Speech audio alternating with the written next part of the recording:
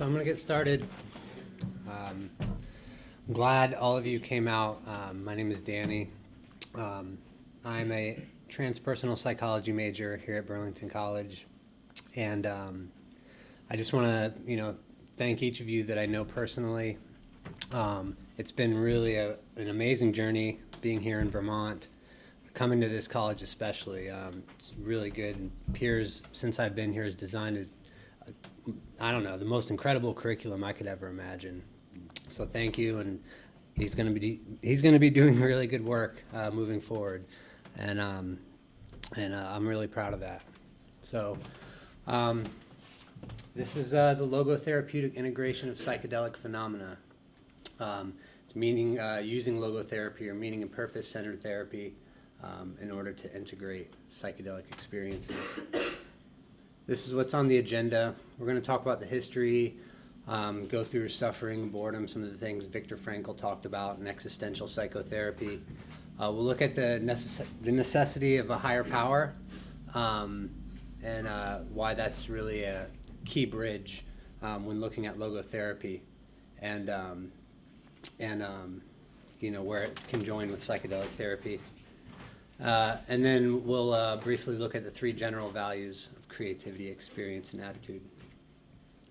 With psychedelic therapy, I'm going to talk about what tryptamines and phenethylamines are and kind of try to provide some understanding about what's happening in the brain.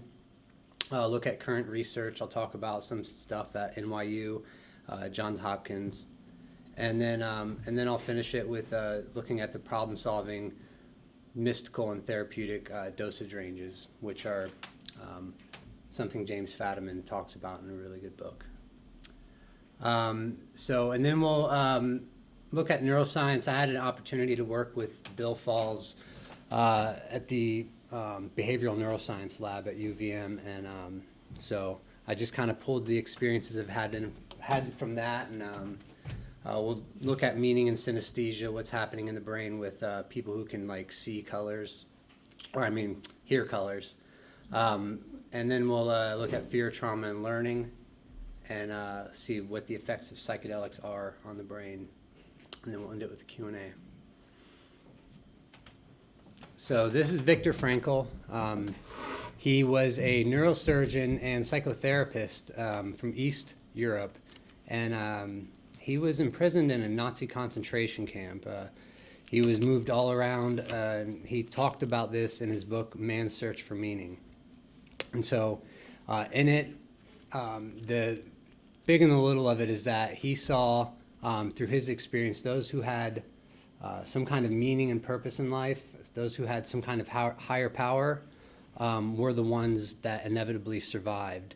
And not only did they survive, but they also helped the group to survive as well. And for Viktor, this higher power was actually, his logotherapy, so it can be a philosophy as well. He pulls a lot from Nietzsche. He says, "He who has a why in life can stand almost anyhow." So this is what we're looking at with meaning and purpose therapy.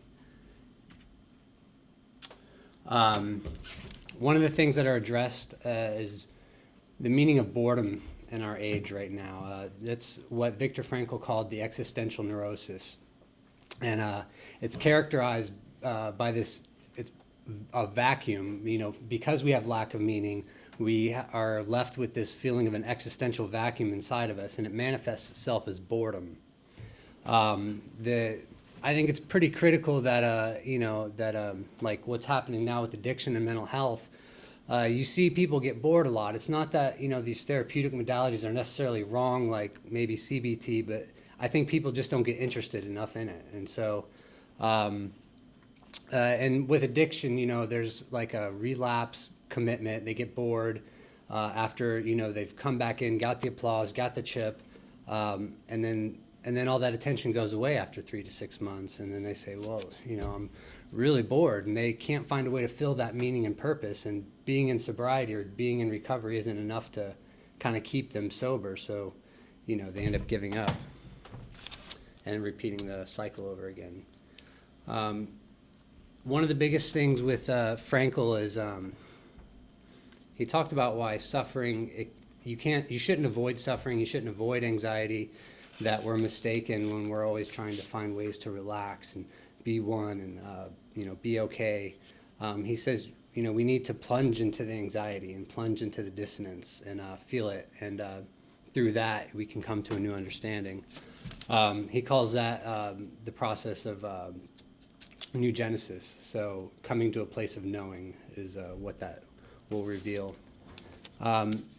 He talked a lot about responsibility. So this is kind of related to honesty. Basically, we have things that we know we need to do in life, and there's no way to avoid them or do them happily. It's just, you just have to do them, And that's part of what kind of responsibility is, and why one of the things that psychedelic therapy faces is people have extraordinary experiences, talk to God, see the divine and understand their life, but they don't take responsibility for those revelations, and they end up kind of falling off the wayside. Let's see. So yeah, and like I said, Viktor Frankl said that it can be a God, loved one, a philosophy, but they need a higher power. People need a higher power in order to find meaning and purpose in their life. He also would like to use a process of de-reflection where he says that we're very hyper-aware of ourselves. And this hyper-awareness creates an anxiety. And so what he would do is de-reflect their attention upward towards asking them to squeeze the meaning out of whatever kind of situation they're going through and say, what's the meaning of this? What's the meaning of this? What's the meaning of this?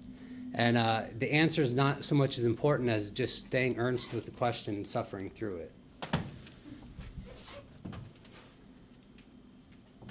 So the kind of the meat and potatoes of logotherapy and why it adds a, if you want to call it a structural component to, working with psychedelic therapy is it's these three general values that have to be, initiated inside the person and developed. So anything that involves creation, like art, Carl Jung, there's a whole milieu of art therapists that can just talk about that. Also, he said creativity involves things, taking actions toward a future goal. So having a client plan things out, write them down. Interestingly, one of the effective methods of treating alcoholism, is Alcoholics Anonymous, was this guy, it wasn't Richard Peabody, it was Courtney Baylor. He wrote a book called Remaking a Man. And in it, it's all about connecting with the body. And he says, though, that people, they forget, they just kind of lie around and wait for something to happen. And when you write things down hourly and make sure you do them, there's kind of like a give and take that happens. And so that's kind of part of responsibility as well. So planning a goal can help. So getting out into the world, appreciating art, nature, learning to love another human being, or giving a speech for your degree project at the college. Any of those will work. So the only force inside us that can rise above extreme situations, for Viktor Frankl, this was his philosophy behind logotherapy. It was that inner, just raw will force is what we need to develop in therapy. And like I said, with the suffering, there's no way to really kind of run away from it or something or try to ameliorate it, but you change your relationship to it, and then the nature of the thing will change as well. Moving on to psychedelic therapy, this is, so tryptamines are basically serotonin binding. When you hear the word tryptamine, 5-hydroxytryptamine, it's essentially this, and phenethylamines are dopamine binding. So what we're finding when if you think about this as like a key, and then this receptor site is a keyhole, and serotonin comes in and it sits in there, and when it's done, it falls off and gets washed away. What DMT and psilocin and a couple of others do is they come in and they come into the receptor site where serotonin would plug in, the keyhole, and so they block incoming serotonin and they modulate signals inside the brain where those regions are. So, the effects that it has on the brain are very unique, and then dopamine the same way. Mescaline would be a phenethylamine. It's the same idea, and so you can see the difference of serotonin and dopamine. And LSD is an interesting one because like DMT only binds at 2 spots in the brain. LSD binds to over, I think, something like 13 or 14 of serotonin, dopamine, and norepinephrine. It's a really interesting, powerful chemical and extremely potent. And so it binds everywhere, but it's still considered a tryptamine. Current research, Johns Hopkins, NYU have been running one of the best studies, both for the scientific medical community. A lot of past research was kind of off-written because of the methods didn't meet up to quite, where it's supposed to be now. And some people even actually got hurt in a lot of that older research. So over 700 doses of psilocybin with no serious negative side effects. And that's pretty amazing. There have been anxiety attacks that people will have, usually within the session. They're quailed, and by the end, they have some kind of insight into what happened, and there's no persisting effects that carry with the people. Imperial College in London, this is where Robin Carhart Harris, if any of you like to learn about the neuroscience of psychedelics, Imperial College in London, they've been studying the neuroscience behind it. He kind of invented a construct called the default mode network as well, so I would suggest looking into him. And the current research, alcoholism, PTSD, depression, this is what NYU is looking at. And they're in phase 3 of 5, and it's been pretty effective so far. I think they're even using it for smoking addiction, certain types of anxiety. The research, though, there's always been people underground. There's been a strong underground community that has really used these chemicals and helped a lot of people. Ibogaine is a good example. Thousands of people have gotten off Ibogaine with underground psychedelic therapy clinics. And Bill Wilson, the co-founder of AA, he used LSD, he used leucoadrenochrome. He also gave it to people to help them, and he really helped a lot of people recover.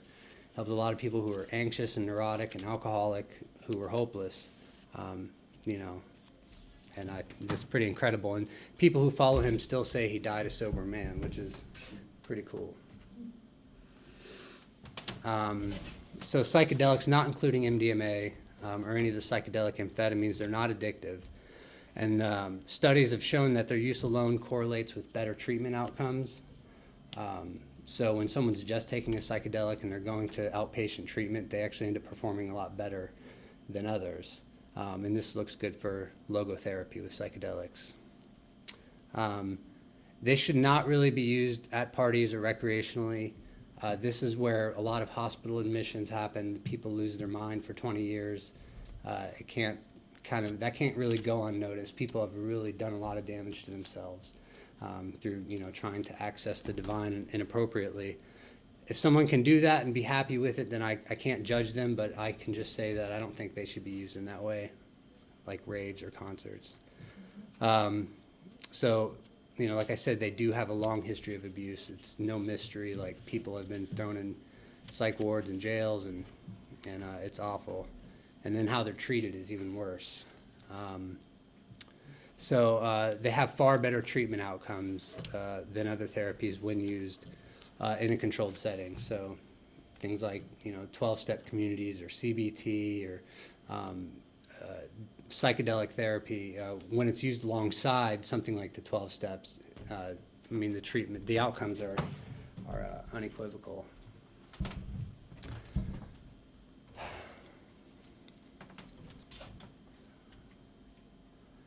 So the 3 levels of psychedelic therapy go from very, very, very high, something like 1,000 micrograms if we're talking about LSD, down to the problem-solving dose of around 10 micrograms.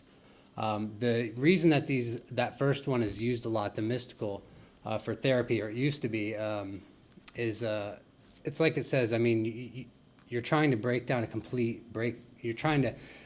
facilitate a breakdown of the ego inside the patient. So when you use lower to middle doses, the person will try to control and manipulate the experience. And it just kind of makes for a sick psychedelic trip. It might be a little therapeutic. There's one great research paper that came out of Norway from the 60s that used it on women. And this guy Randolph Allenese used huge doses of DMT, psilocybin, another CZ74, which is a synthetic psilocybin, combined with LSD intravenously sometimes, and even with Ritalin, and just for that reason that you want to break down. But he was really deliberate about setting up a good setting for the person. So that's kind of what's important for that process to happen, is a safety, trust with the person, and also kind of a conducive setting, preparation. And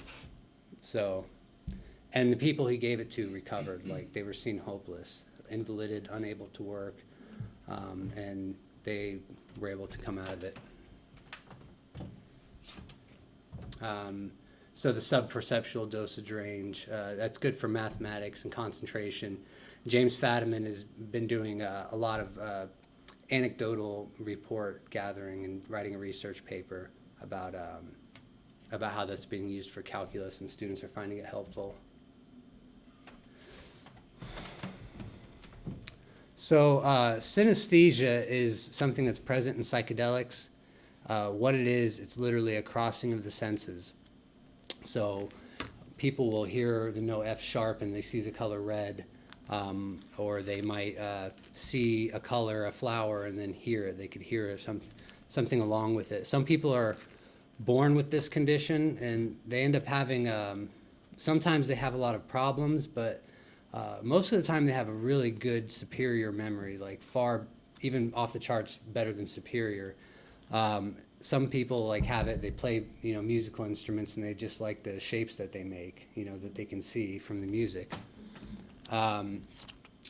What they found when they looked at synesthetes in the brains is they saw that what was happening was the brain, it would see the letter A at the end there, and before it even processed that it was the letter A, the color red would already be perceived, which means that the brain is, that it's extracting the meaning. So the brain will extract the meaning, then process the sense, then allow for understanding.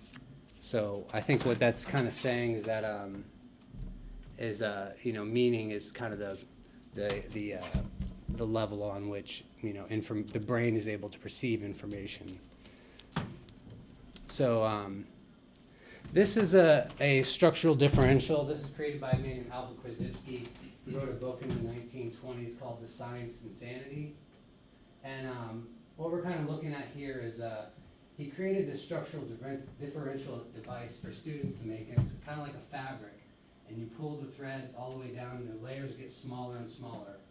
And what you remember as you're doing it, and you ground yourself in the feeling physical realm, is that things are happening on an event horizon, subatomic level. And from there, they're trickling down, and information is lost along the way. And you're here at the sensory impact, it's still nonverbal, still in the silent realm, feeling realm, and then you come here to the verbal, and this is where meaning is able to start to happen. And this kind of can go both ways. So this, like Frankel said, that meaning are the grounds upon which a person ascends. It kind of verifies that once you kind of grasp meaning, from there, it's not the end. That's when you can really, go into higher consciousness.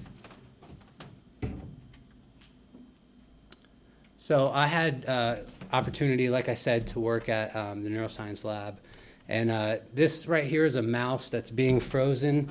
He's not being frozen. He's being scared right now. What we do is we train them with a minor shock to the foot combined with the tone. And then after a period of time, when they learn that, we take away the shock, so all they hear is the tone. And what you're seeing right now is a mouse is here. He's not being shocked, but he just hears the tone. And this is his kinetic activity. He was walking around before. And as you see the players here, where the tone is coming on, the mouse is completely frozen. So it's just demonstrating the freeze mechanism. Also, reversing this kind of thing is another area where we studied. So with PTSD, they kind of look at it. There's a lot of different views, but the most interesting thing that I found was something that kind of looked at the amygdala, and it said that essentially it's a medial prefrontal cortex in the brain that has a problem regulating what emotions the amygdala should be expressing. Interestingly, there was a gentleman who had some kind of tumor in his amygdala, his right amygdala, which controls happiness and fear, and the left just controls fear. He got it removed and immediately developed PTSD. And he was, totally healthy beforehand. So, also, UVM, they actually identified a gene that's expressed. It's a series of numbers. And anytime a woman, either a woman human or a woman mouse, develop PTSD, if a woman human meets all the diagnostic and statistics manual checklist, they have this gene that's expressed in them. So at some point in the traumatic processing learning of women, this gene comes about. So by exposing yourself to the thing you're afraid of, you can do it little by little, and then you can come to, basically overcome the fear and reverse it, or just, it's never erased, but it's extinguished, it's suppressed, it's there to be gotten again if you need it. So there was one interesting thing that looking at serotonin, I don't hold with a lot of the chemical imbalance theories, but there's evidence that they use, like they bred mice with this LMX1B gene that was deleted, and the effect that it had on the brain was that the brain didn't produce serotonin anymore. They were bred like that, they were born like that, so they grew up without any serotonin. When they were put through that fear conditioning test, they actually developed PTSD a lot quicker than the others, and but they were also a lot less anxious than the others. People kind of think serotonin is very calming, but it's also the source of anxiety. Which is interesting that they give people with anxiety disorders SSRIs. That would kind of go against the purpose, but. Knock-in, knock-out genes, they do this all with, that's a really big thing with medical science right now, genetics. And it was immediately reversed. The PTSD they had immediately was reversed when they did an intracerebroventricular injection of 5-HT or serotonin. So, again, it can have, that's just kind of the science behind the neurotransmitter thing.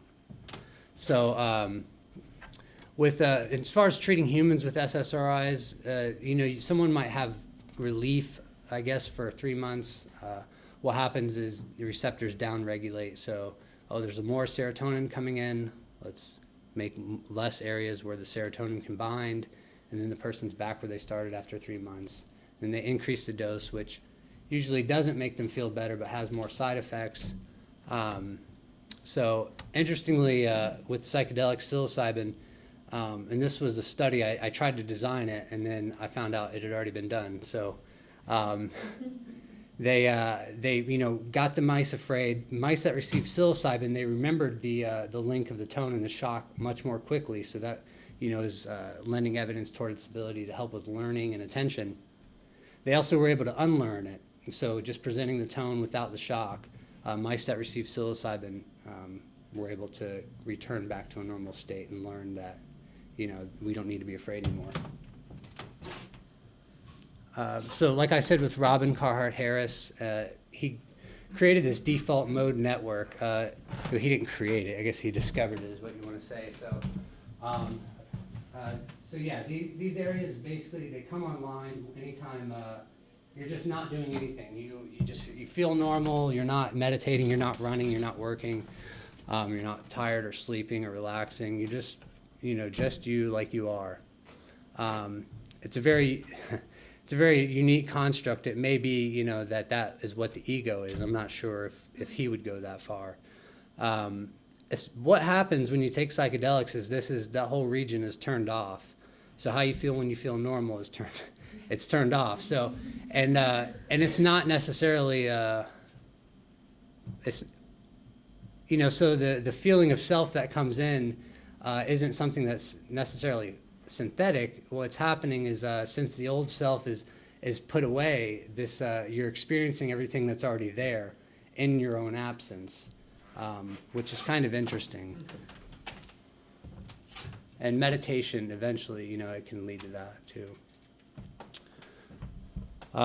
So it's not the drug, that's helping people. necessarily. What it is it's a medication-assisted psychedelic, or excuse me, it's a medication-assisted psychotherapy experience. So it's not just a chemical like I give you a Prozac or I give you Lamictal, and then you'll feel better. But it's this thing where people are, they take it and they have this extraordinary experience, and then they feel better with the setting and with the intention and with the preparation and with, all of that. Another human being contact, like that connection is so vital for like this kind of thing to work. If you're gonna be going higher than yourself, then it's good to have somebody there with you. So, again, the chemical imbalance. Why are people who science says have a chemical imbalance are genetically predisposed to be depressed, to be psychotic, neurotic, bipolar? Why is it when they take psychedelics in this therapeutic setting, they're able to overcome all of it? How come they suddenly don't have a chemical imbalance anymore? It's still just kind of it's one of those mysteries, and I know science isn't really liking it too much, but it's really starting to embrace it. And it's kind of opening up to the mystery of it. So in conclusion, meaning and purpose are the grounds, for a transcendent self to be built, that a higher power is necessary for logotherapy to be actualized, that psychedelics can provide access to this higher power and have a spiritual experience. Integration and responsibility is necessary for psychedelics and spirituality. This is where logotherapy is so critical. It's the backbone, it's the integrated structure of these extraordinary experiences. So a way can be envisioned moving forward that combines logotherapy and psychedelic therapy into one treatment regime. Most therapies that come about, they really combine a lot of different things into one. And so moving on to grad school, hopefully I can assemble a team to, put something together maybe. So ideally, one should prepare for psychedelic therapy sessions with logotherapy and also decompress and integrate using logotherapy after the psychedelic therapy session.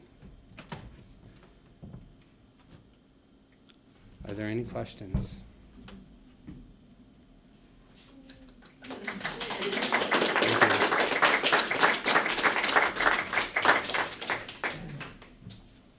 So, Danny, did Frankel's name come up at all in the psychedelic research? Did you find people that made reference to him at all? Yeah. Actually, I emailed somebody that helped me on. I have quotes in here from Levent Moreau. He wrote a paper called "Voice of the Psychonauts," and in here he was talking about a lot of things: coping, meaning, life purpose, and psychedelic therapy. And he goes over, what logotherapy is and what meaning and purpose therapy are. What meaning and purpose even is, Eastern versus Western. So that really inspired the meat of it. Also, the current research they're doing. I mean, psilocybin-produced lasting, meaningful, and spiritual experiences is the title of Roland Griffith's paper. And so, it just started looking obvious. Well, meaning is coming up for these people in psychedelic therapy. How about this meaning purpose therapy? Congratulations on a great job. Thank you. I loved your comparison, Danny. Visualize this is the key, and this is the keyhole. That was very awesome. Great presentation. I don't always understand dosages. Yeah. And I wonder what you found in a lot of your readings in terms of what is a therapeutic dose, and does that vary, Dan, from individual to individual? Are there tolerances at all? Or? It's pretty universal. Okay. When you're looking at, psychedelics, they affect people in different ways, but they also have some pretty consistent things that happen. Like if you take them in that low of a dose, they're not going to have any perceptual changes. But if you take it therapeutically with LSD, it would be between 150 and 350 micrograms. Usually between that. Although James Fadiman, he was the instructor for this, and when I was speaking with him on the phone, he was saying that he did a problem-solving experiment in 1964 or 66 actually, and where he gave these people, LSD and had them work on engineering and physics problems, and they all did really, really well, and it was shut down right in the middle by the CIA. But basically, I mean, the doses he was using was actually 150 micrograms, or the equivalent of mescaline. And they were working on the problem under the influence of that much? Yes.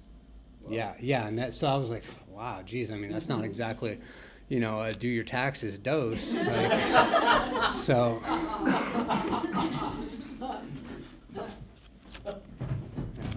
Thank you. Yeah.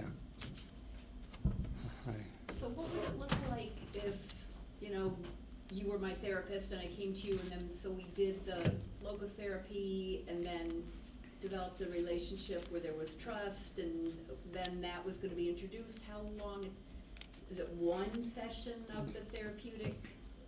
Yeah, so. Psychedelic? Yeah, I took a history of psychedelics course here, and somebody that TA'd the class helped design it. He brought in somebody he was a wounded soldier.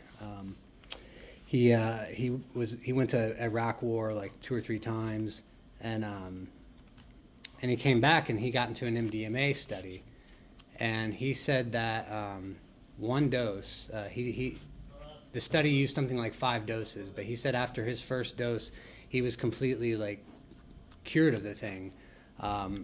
He said that it was such an eye-opening, overwhelming experience, and they said, all right, well, you ready to come back and work again? He said, no, I'm all good, thank you.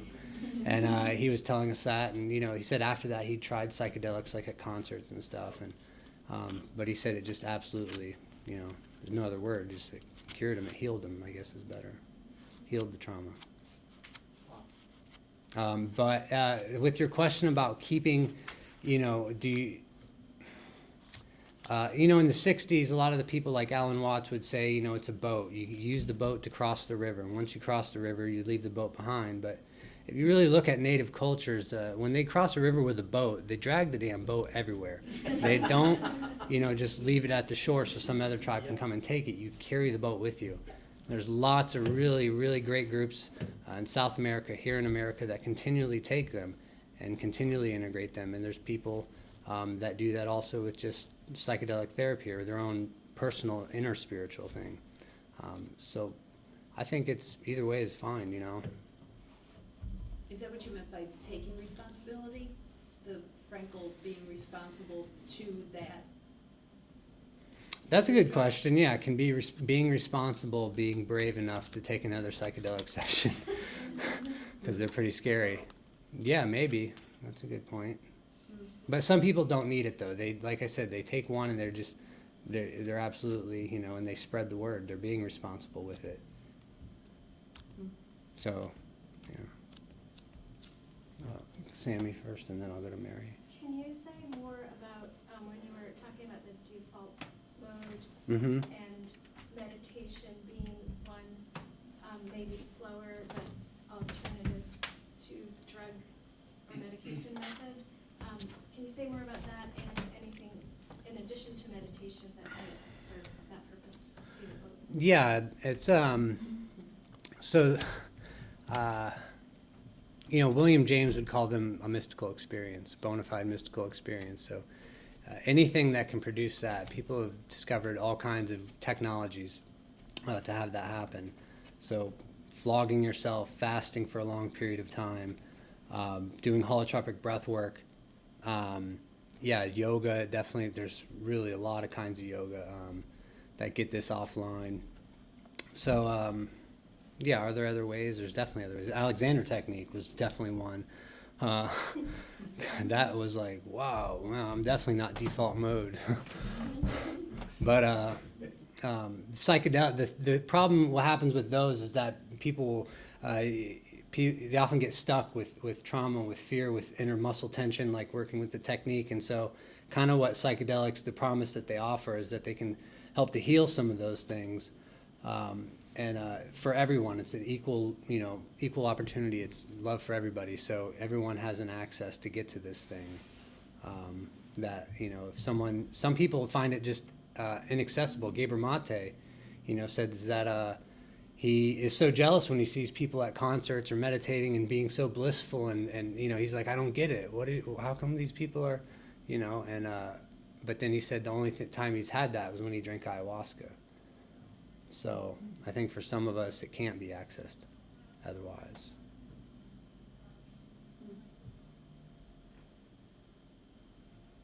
Hi. I'm really intrigued with this idea that it can, with chemical imbalances, it can shift it. So, what's the success rate? What are the statistics? Are there? And will it fix all chemical imbalances? I mean, you said bipolar. Are there other examples? That's just sort of intriguing. I mean, amazing. Yeah, I mean, and that's really going back to the original 1940s research. Albert Hoffman, his book, My Problem Child, he talks about treating psychotic people, schizophrenics. So there's all kinds of people that have been helped. Yeah. I mean, right now the treatment outcomes, I'm going to guess, I think it's something like 40 to 60%. I mean, it also depends on what you mean by treatment outcomes. If the person still has problems, but they still regard that experience as a quite meaningful, this is still a good treatment outcome, so, it's very confusing. It's the same with alcoholism. That's why it's such a hard thing to really get a good statistic, If someone's sober for 10 years and then they have one night where they drink and then they're sober for another 10 years, doesn't that still count as a good treatment outcome? Or, I don't know. So there is a purity principle, though, that shouldn't be ignored. Is the treatment outcome then one's ability to take control of their actions, to think about being present within their experience, or what do you then think the outcome is? What does a positive outcome relate to? I think a positive outcome relates to a willingness and a re-willingness to learn. Yeah.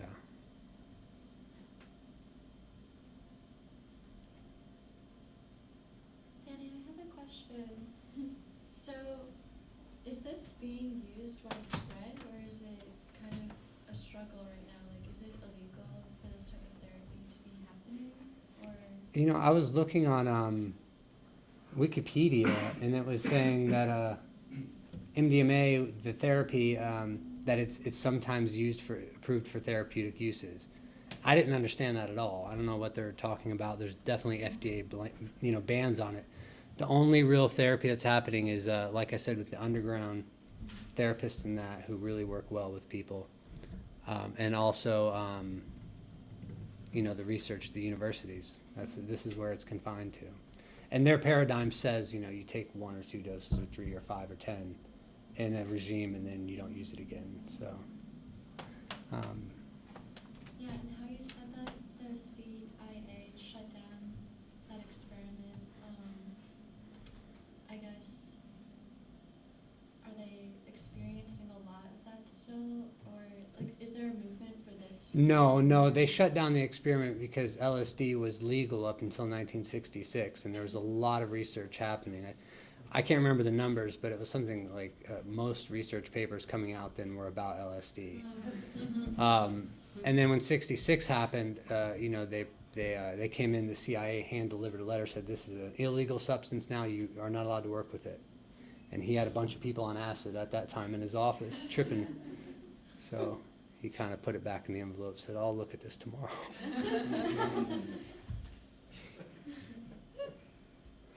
Yes. Is Ritalin related to psychedelics? No, but amphetamines have some psychedelic, not effects, but similarities on certain ways, and this is really like when you think about psychedelic amphetamines like MDMA, there's thousands that have been invented. Those chemicals like MDMA, ecstasy, exploit the psychedelic part that's already inside of the amphetamine or methamphetamine molecule. So it doesn't itself have any psychedelic effects, but a lot of spiritual, religious, will force kind of overtones, Nazi Germany.